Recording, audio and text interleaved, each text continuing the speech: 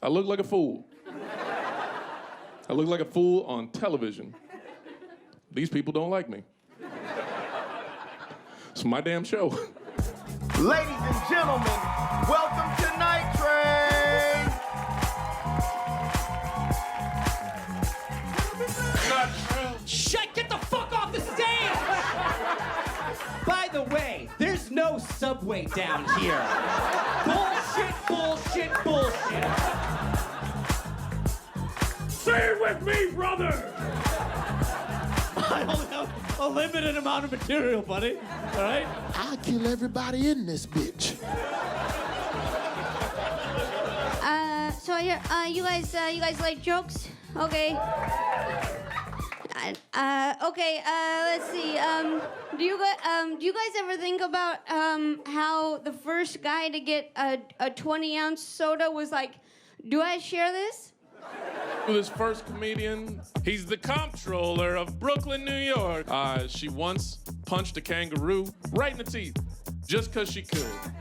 Starting shortstop for the Seattle Mariners, she believes that James Taylor is a robot, has the worst shoe selection of a human being that I have ever met.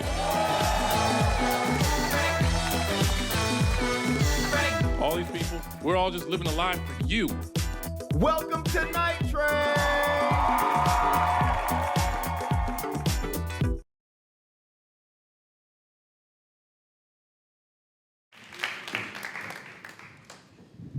All right, one more time. Grammy nominated. Oh, thank you. Wyatt Cenac. Thank you very much. It's very cool, man. You go from writing letters to SNL to being a Grammy nominated comedian. Yes. It's a pretty crazy story, right? Let's start at the very beginning, shall we? Sure. Yeah, writing the my letters, beginning. right? I thought we were gonna. You guys don't want to know how he got started? All right, fine. I'll tell you my story. When I was in college, I really wanted to work on SNL, and I thought it would be amazing to be a cast member on SNL, but I didn't know how to do it. I was going to school in North Carolina at the time, and I saw an interview with Rob Schneider. He was on Later with Bob Costas, and at some point he said he got the job because he sent them a letter and a tape or something like that. And so I was like, that's it? That's the secret, is just write a letter? And so I wrote them a letter, and then they wrote me back and said, that's not, like, you can't, like, I was like, I want to be a cast member. And I just thought that would be enough. And then they wrote me back, and so I was like, oh, I'll put some sketches in it. And so then we did this dance back and forth for about 6 months where I would send them sketches, asking them to hire me as a writer and a performer. And then at some point my letter got desperate, and I was like, I'll take an internship too. And then somebody contacted me and said, look, stop sending us letters, but if you want an internship, this is the person to call. And I got an internship. And so it all started there. That was the moment where I think once I did that, I kind of realized, oh, okay, it's maybe attainable. Like, to work in this business, there's maybe a way to do it. Because in North Carolina, I went to school in North Carolina, and then I grew up in Texas, and so the only show I knew of in Texas was Walker, Texas Ranger, and my kung fu skills are not that great. So that was it. So there you are. You find yourself to SNL. So the letters work, right? The letters worked. Step one. So everyone, if you want to be on SNL, continue to just write the write letters. a bunch of letters. Write them a bunch of letters. It took them 6 months to shut that down, that process. That's the best part about it. They're like, all right, it's been 6 months. This guy's... Yeah. It was almost like pledging a fraternity or something like that. He's still at it. So yeah, all right, we'll give him the keys to the intern kingdom. Well, it's a great start. Do you have a good internship there? Was it fun? Did you wind up doing it? I did. It was an amazing internship because I went to school in North Carolina, so I had to drop out of school to do it, which meant to get the most out of the internship, I was there every day. And so I would be there every day, and I got to watch everything get built from the ground up. And I had nothing else to do, so I'd stay there all night. I would stay there after most people went home. I'd stick around and watch TV and like go through old tapes. They had an old tape room where you could just go and just take old episodes, and I'd watch those, and there were props. There were like prop rats in the tape room, and I wish I'd taken one of those prop rats. I don't know what happened to them, but there were like 20 prop rats. At least I hope they were prop rats. The taxidermy was involved, I think. That's the point. That's how they get their prop rats there. Well, very cool. So from SNL to now you have your own show, man. Congratulations on all things Night Train. Oh, thank you very much. Premiering on CISO this Thursday. Yes. Right? Round of applause for this show. Oh, For anyone in New York City, you know all about this show. This has become quite the staple here in New York City as far as comedy shows go. And you're getting closer to 4 years in the books with this, I believe, right? Maybe in November? It'll be 4 years this fall that we've been doing the show. And it just kind of started as just a thing to do. There was a show that existed there prior to me doing the show. There was a show called Hot Tub with Kurt and Kristen, and that was Kristen Shaw and Kurt Braunohler. And they were both moving to Los Angeles. And when they were leaving, they asked me if I would want to do a show in the space. And their producer at the time was this woman, Marianne Ways, who produces my show. And so I said, yeah, why not? I'll just use it as kind of a place to just goof around. And after almost 4 years of goofing, somebody said, hey, why don't we throw money and cameras at that and and see what happens? Which, if there's any lesson you can take from this, if you goof around at something long enough, someone will invest money in it. So I'm making a personal checklist here. We've got write letters, goof around, and this is our path to success here so far. Yes. This is fantastic. Yeah. At least try with the goofing. Make it look like you're working, but you're really goofing. Gotcha. Now let's sell to the people that don't know about Night Train, that maybe live in a different part of the country that are going to be experiencing it on CISO coming up this Thursday. Sort of the nature of the show, what it's about, where it takes place. This great theater called Littlefield out in Brooklyn, which is the hotbed of comedy right now. Everything is coming out of Brooklyn. It seems to be the epicenter of comedy, and we'll get into that in a little bit. But set the scene up a little bit, because it's quite a different feel than a normal comedy show if you're going to just show up and see some comedy. Sure, yeah. So the show, we do it, and we've been doing it for 4 years at this. It's a rock club in Brooklyn, in an area of Brooklyn called Gowanus, and it's a space called Littlefield. And so it's kind of a big space, a little bit of an airplane hangar feel if you don't have a lot of people in there.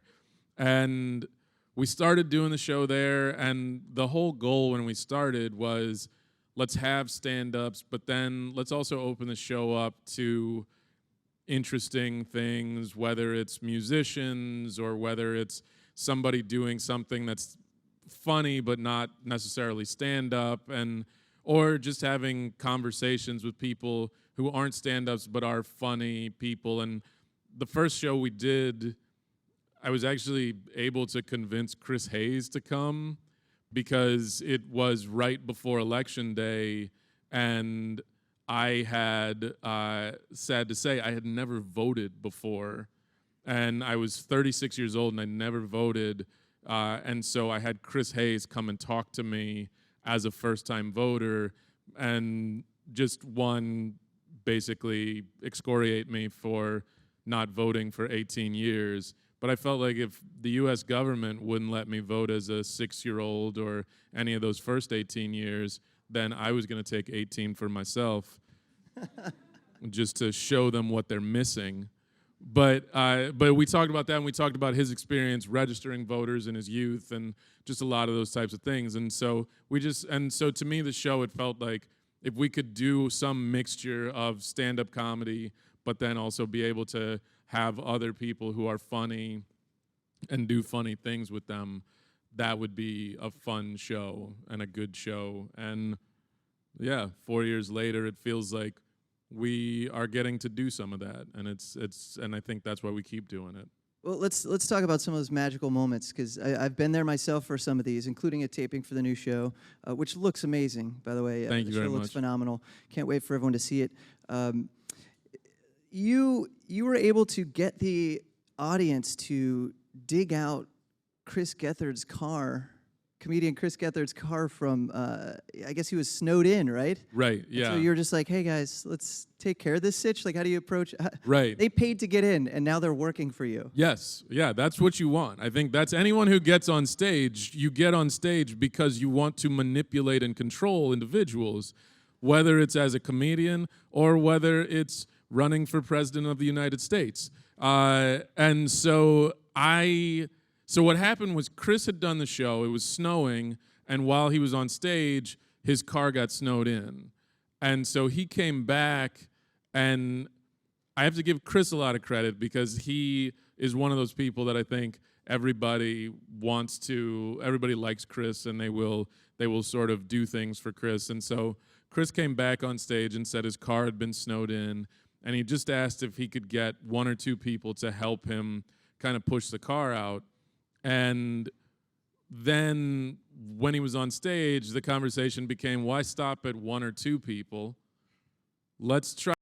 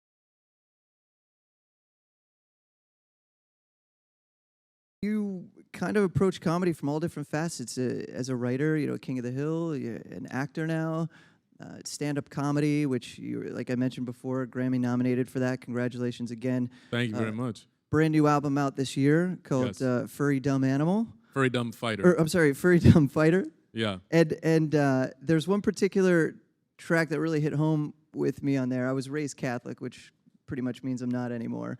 And you talk about how the Bible is sort of like bros before hoes when you really take a step back.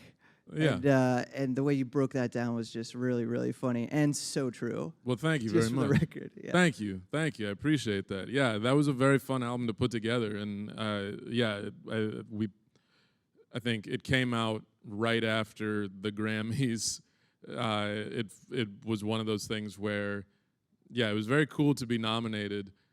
I think, as anyone will say, oh, it's great to be nominated, but you want to win. And so I think there was this aspect of it that was, oh, this was fun and cool, and hopefully coming off the heels of loss, people will go out and they'll just feel bad for me and buy this record. That they'll be like, oh, he lost his trophy, so let's go buy the record. But outside of that, I was very proud of the record and happy that people responded to it in the way they did.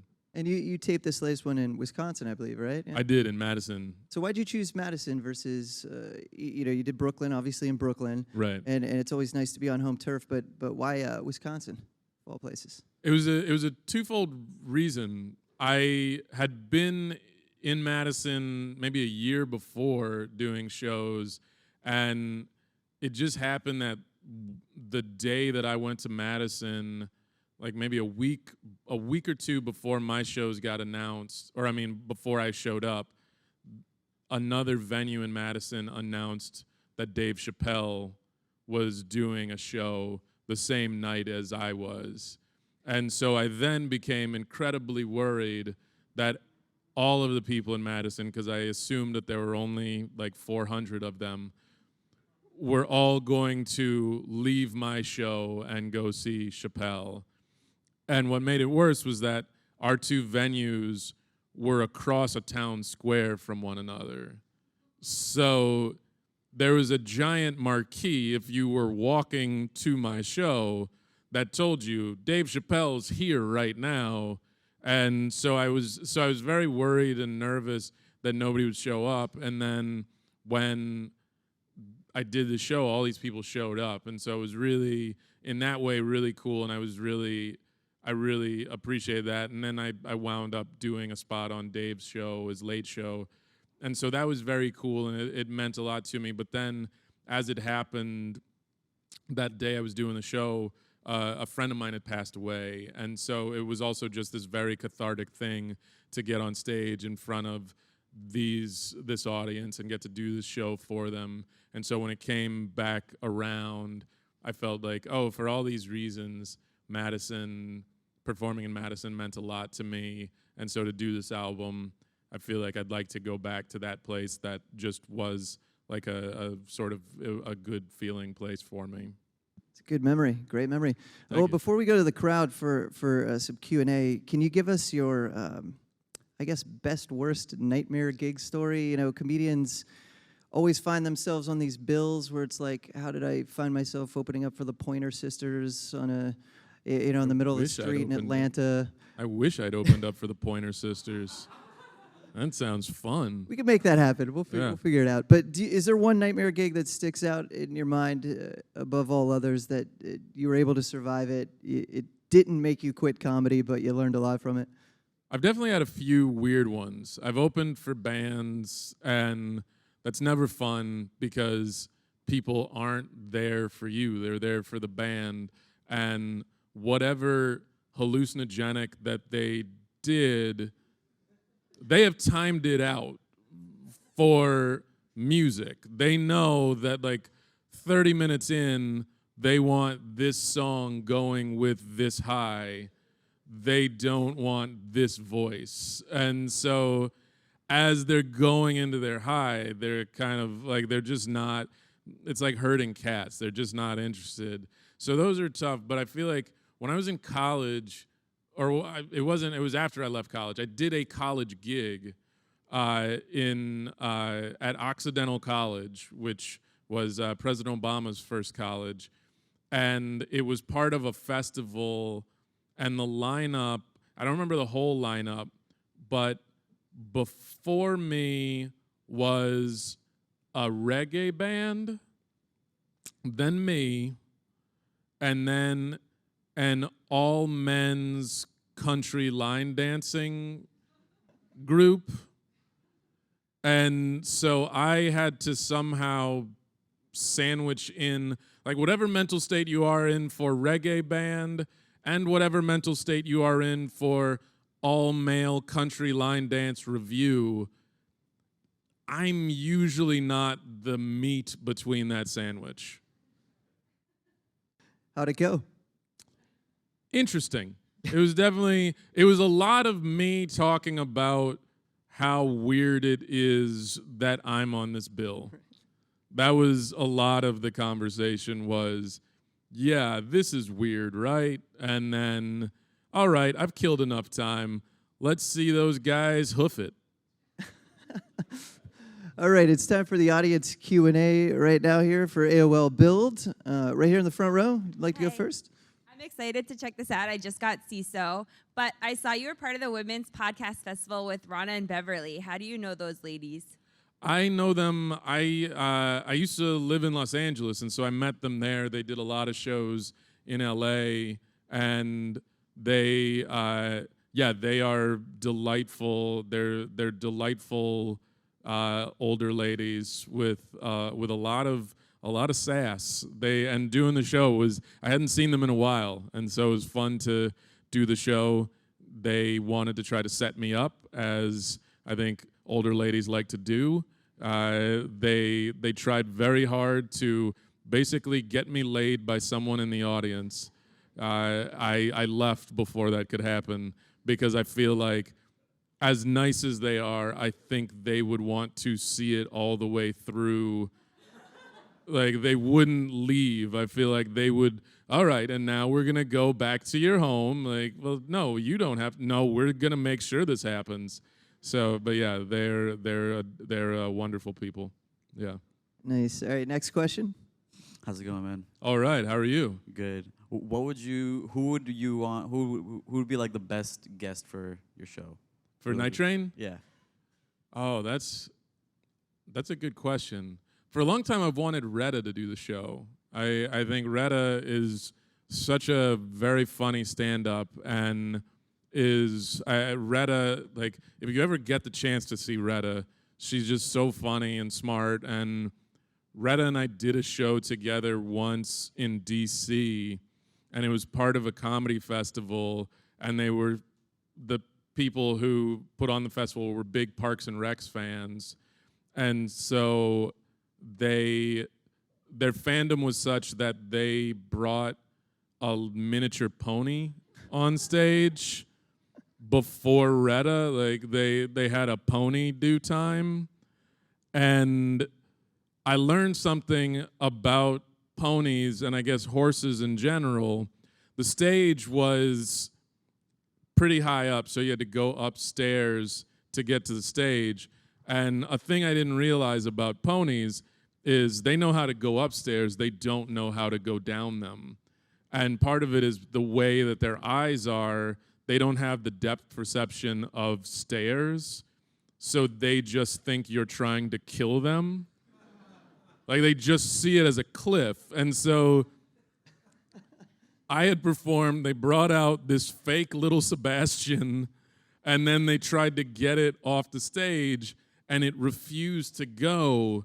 And so then they had to, like, put a shoulder into it, and they got it to the step, and the pony's just like, what are you, like, why are you trying to murder me? And then it gets to the step, and it's just like, oh, okay, great, thanks, okay. Wait, you're trying to kill me again? And they just kept every step. The pony's freaking out because it's like, all right, cool, I'm on solid ground. Let's not do that again. And then somebody's like, no, you got to go further. And so it just keeps every moment thinking it's being murdered, and no one is doing anything. And if you scare a pony, it will poop. And so each stair, the pony left behind the poop of a pony that thinks it's being murdered. And Retta, the consummate professional she is, then had to navigate all of that poop and go on stage and killed, and it was great. And if like I would say, go look at. She has clips of stand-up on like Comedy Central's website, and she's just such a great stand-up. So she would be somebody that I would love the next time she's in town, or if we're shooting one of these, to get Retta on stage. I will not have a pony there. Just gonna ask you, do you bring the pony? No, if that is, I know that's not in her rider, and so if that is what gets her to the show, I will promise a pony-free show. Well, you've built your own show over the last just about 4 years. Night Train on CISO this Thursday. Everyone, you got to go to CISO.com, subscribe. It's a comedy-focused streaming service. There's nothing but comedy on there. Right, yes. And now you're a part of that beast. So yes. Congratulations on that. Congrats on the latest album. Everyone pick that up as well. And thank you very much, Wyatt, for being here. Thank you. Big Thank round you of all. applause. Wyatt Thank Cenac. you. Yeah.